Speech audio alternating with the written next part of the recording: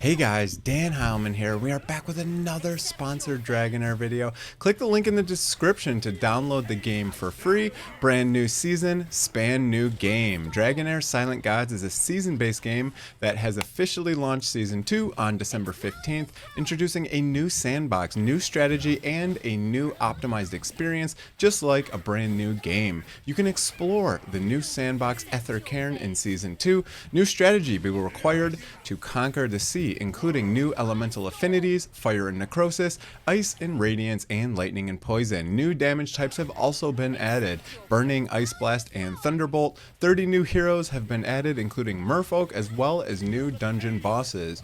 New equipment and artifacts have been added to the game. The newly optimized experience includes a smoother early game, faster growth, and seasonal benefits such as forthfaring summons, a Season 1 reward shop, and a Season 2 exclusive summon pool. Dragonheir is now live on Windows, Mac, Steam, Epic, Android, and iOS. Today in this video, we're going to be focusing on early game progression. So everything you need to do in the first week or two of the season to maximize your progress. The very first thing you're going to be doing is focusing and leveling one team.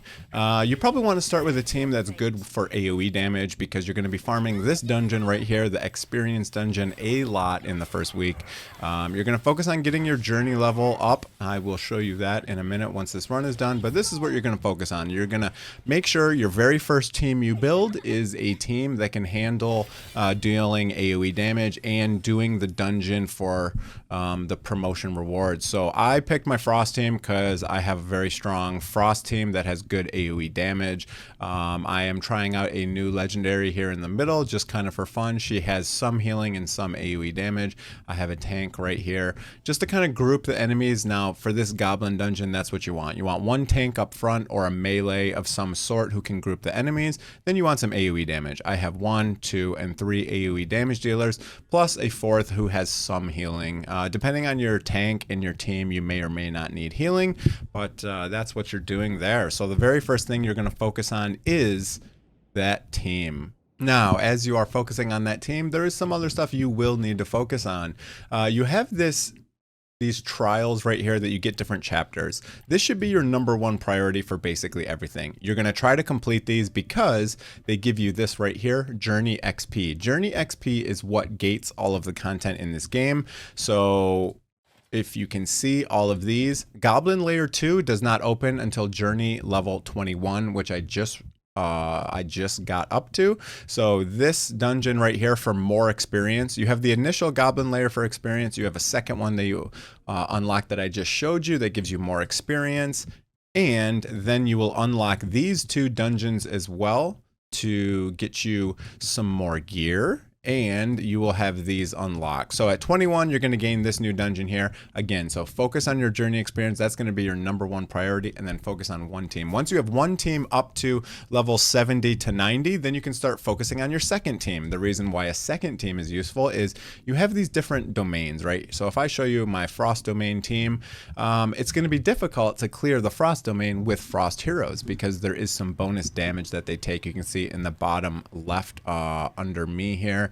Let me move myself over. You can see enemies take 60% less cold damage and radiant damage. That is the grouping that I've been using for my first team. So it makes this dungeon difficult. And they deal 60% more damage to ice element heroes and radiant element heroes. So that's why you need a second team. So basically what you're going to do is you're going to try to think of 2 teams that you have very good synergy with. You have great heroes for those 2 teams and that are going to be able to get you through this dungeon, the experience dungeon, and the gear dungeons. Okay. So let's go. I'll show you this dungeon right here. Now you get to the point where now I'm using a Frost team in a Frost dungeon, and you can see it's going to take a little bit to get this done. So this dungeon can be hard. So that is the point of getting a second team going. So now that I have this team, I have 1 hero at level 90, which is the max for now. You needed Journey level 21 to get to 90 max. Okay, you're locked at 70 until you get that journey level, so go through and do all of those quests for that. It's really cool. I like what they did for the journey. So now, previously in the last season, it would be like go explore a zone, and then you didn't even know how to find the zone. If you didn't have it unlocked, it wasn't shown on the map. Now what they do is you can just teleport to these little, they're almost like dungeons. They're kind of like maps in like Path of Exile that have different things on them, right? So the enemies will have like increased experience or stuff like that. So you want to go check out those areas and check out that and get those cleared up. I'll show you in the journal in a minute when this dungeon's done here. But that's a big improvement in this season compared to some of the other seasons, is you actually know where to go, and you actually physically, you know, go and unlock these towers, and then you get a chest, and then it's like boom, you explored it, and now you get the stuff you need. So okay, for this Frost, I kind of wanted to talk about that while we were getting up to the boss there. Now we are at the boss, and this dungeon here, basically what you're trying to do is get rid of that shield. So you can save and, you know, put the game on manual and try to use it during that. But kind of what happens is you end up getting frozen. You take some damage if you don't break the shield. So you don't have to break every single shield, but it sure makes it a lot easier. You can see, boom, the shield was going, and then that got canceled due to the damage there. So we will come through and do this boss again. You can see it takes kind of a long time to get this dungeon done. However, I do think Frost is one of the easier dungeons. So if you have a good Frost team or Ice team, whatever they call it, I think Frost is the actual debuff, but Ice is the actual name of the team. If you do have a good team, I think this dungeon is one of the easier ones. The Fire dungeon is kind of hard because there's kind of just a lot of AoE damage that goes out. So you'll see how long this takes, and then I'll go show you the Fire dungeon and how easy it is. So that's kind of the whole point of having two teams, right? Because for each one of these three dungeons, they have one element that you can't deal as much damage with, and you take more damage. You can see how I'm getting the big freeze because I didn't block the shield there. So that's why you really want two teams. Eventually, you'll need 3 and maybe even 4 teams once we get closer to the end game. But for the very first couple weeks, you're really going to want to focus 2 teams. And if you can, you should try to make them 5 affinity bonus together. So, you know, how I was talking earlier about, you know, Frost and Radiant together. Those are going to be your 5 team bonus here. We're getting towards the end here, and it's taking a little bit long to get through this boss. Hopefully he doesn't get another shield up. Let's see if we can get him killed. There we go. Okay, so we finished this dungeon. Again, this is why you're focusing on these, and then you're hoping to have a team that can clear this dungeon, the XP dungeon, and the gear stage as well. So that was this one. If I go look at the stats, you can see my Hivitar and Oster doing the most amount of damage, and then my Varesh kind of just helping out with some more damage, and she even does a little bit of healing, which is kind of nice as well. She also has an artifact that puts out a decreased defense buff. So okay, so there you go. There's my very first team. I have not started focusing on my second team because I don't have my first team up to level 70 to 90. Once I have them up there, then I will start focusing on my second team. I think this time I'm going to try poisons out. I haven't built poison teams. I always find myself going to the same team every season because I know they're good, I know they work, and of course when you have a legendary that you spent the time to skill up, you want to use them instead of, you know, some other epics and stuff like that. So I do have Lothair, who's another exclusive legendary. I'd like to try this guy out, so I think I'm going to build him as my second team. But okay, so there's what that does. Now if you want to go here, I'll show you kind of what I was talking about with the exploration. So it was a little bit harder before.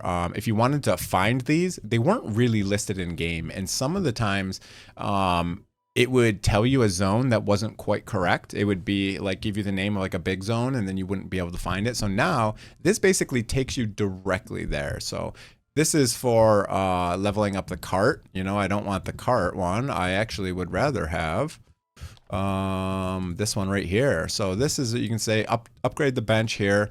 That's what I want to upgrade. So if I want to go upgrade that, it's really cool. I go over here. So you want to focus on clearing these, upgrading your cart, getting your journey level up to 21 to unlock the other dungeons, and you want to really start focusing on those 2 teams. That's going to be really important. Now I'll show you what I was talking about. Kind of very similar. It reminded me of maps of Path of Exile. I played Path of Exile a lot. Great game. And it's really cool that they added it. Oh, this one has 2. So you can basically see that these are kind of like the map bonuses that you get here. They're basically, I guess, they're not bonuses. They're the opposite of bonuses, right? Because these are actually penalties against you. So monsters grant 30% damage bonus for 5 seconds to all allies. And additionally, monsters gain 40% attack up for 10 seconds when getting a buff. That seems pretty crazy. So let's re-roll those and try to get those a little bit easier. What I've noticed is usually I've re-rolled these a lot, and you get the same thing except for less, right? So this is not quite as bad. Monsters gain debuff immunity for 15 seconds, and monsters grant 30% bonus damage for 5 seconds to all when casting a skill. Let's try to re-roll this again. Let's see if we can get it even easier for us. There we go. What did we get?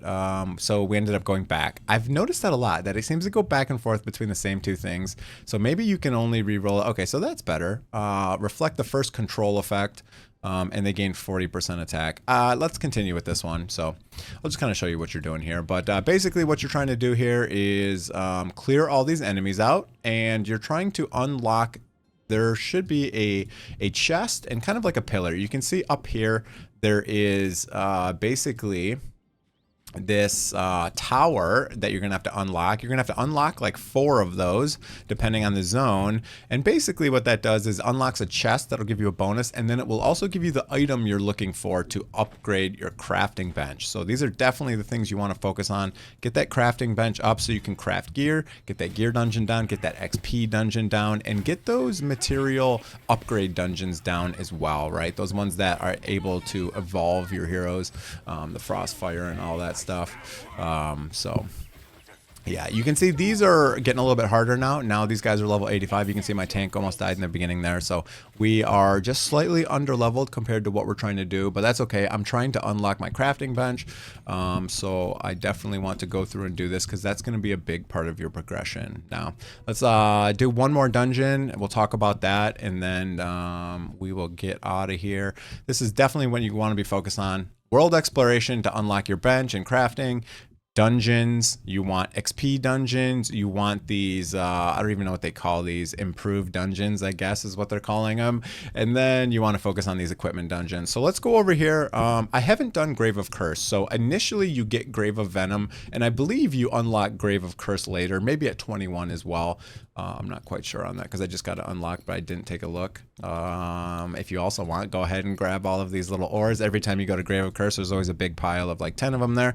But here is a brand new boss to go mess around with. So this guy has a shield. There's a couple different things you can do against a shield. So the tank I brought happens to have a full shield dispel on his battle skill, meaning he can do it more often. So this guy right here can dispel shields. If you see right here, deals cold damage to enemies within range and dispels all their shields with a 75% chance of inflicting attack penalty. Now, I will say, it's not the same thing dispelling buffs and dispelling shields. They are different categories. It has to say dispels shield. There's one other hero that I can think of off the top of my head who's very good. She has a similar mechanic except for a little bit different. She ignores shields right here. So ignoring their shield. So this deals damage and ignores the shield. So she's another strategy you can use. Now there's a lot of other people who can, there's epics as well who can remove shields and all that good stuff, but I'm just going to use the team I built. As I said, you're going to build specific teams that you have, that you know work here. Shield remove is a useful thing here, okay? So we'll do that, we'll do that, we'll do that. We'll have our healer, and that's what we're going to do. 1 tank, 1 damage dealer. Sorry, 2 damage dealers, kind of third. She's kind of like a damage dealer / support. I do have the witch remain on her to give decreased defense to the boss, so that's going to be helpful as well. Let's rip through a couple of these. These early ones obviously should be quite easy to do. And then we'll see if we can get up to get some purple gear here. I think the fire team will be a little bit better using Felicia if you do have her. Felicity, whatever her name is, the girl I talked about who just ignored shields. She's quite good as well because she can just kind of DPS through it. Because with this strategy, you kind of have to remove the shield, so you have to time it kind of right, and it's a little bit hard to time the abilities. You can go into the auto edit stuff and kind of change what happens and when it happens. So that's a very cool addition that they added as well recently. But let's see if we can catch it. So there's the shield. He also deals damage to give the shield, to get the shield. So if you have defense up on your team or a shield, that means you're going to take less damage, meaning he's going to have a smaller shield as a result. So that's another way to mitigate it. You either remove it or you have a lot of damage mitigation on your team so that you don't take a lot of damage and you don't have a big shield on the boss. So there's a lot of different ways to do these, but in the beginning game, that's what you want to focus on, right? XP dungeon with AoE, #1 priority. #2 is just focus on those journey levels, get all those quests done to get your journey level up to 21, so you can start unlocking the better XP dungeon and more dungeons. I believe this one unlocked on 21 as well. I guess I can put the damage screen on as well, just to kind of see. You can see Oster is my highest level person, so he should be dealing the most amount of damage because his stats are the highest. But yeah, that's what you want to focus on. I'm going to focus on a second team. After this team, I'm going to try Poison this season because I have not tried Poison in any of the other seasons. So that is going to be pretty much it. Okay, so that is pretty much it for the video. I hope you guys enjoyed it. If you did, press that like and that subscribe button. It really helps me out. Again, click the link in the description to download the game for free. Brand new season, span new game. That is it. So we're gonna bust out these dungeons, start getting in here, get the experience and get those teams built, and that is gonna make us successful for the beginning of the season and get us set up for the end of the season, where we want a lot of teams built to get rid of a lot of those dungeons, and a lot of them you have to build multiple teams. So that's it for the video, guys. Hope you enjoyed it. Have a great day, everyone. See you guys.